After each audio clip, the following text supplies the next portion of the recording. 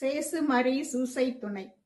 இறையன்பில் பிரியமான தோழமைகளே, நற்பண்பாளர், ஆண்டவருக்கு அஞ்சி நடப்பவர், இவர்களை குறித்து தூய ஆவியின் சொற்களை கேட்போம்.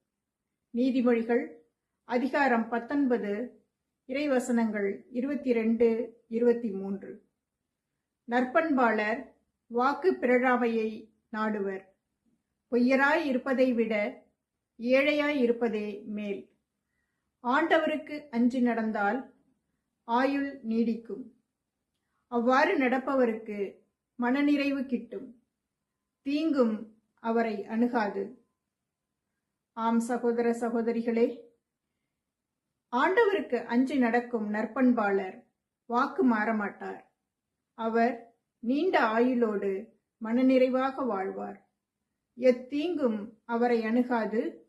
ஆண்டவரே பாதுகாப்பார். எனவே தீங்கின்றி மன நிறைவோடு வாழும் வாழ்வை விரும்பும் நாம் தெய்வ பயம் உள்ளவர்களாய் வாக்கு மாறாது வாழும் நற்பண்பை வேண்டி மன்றாடுவோம்.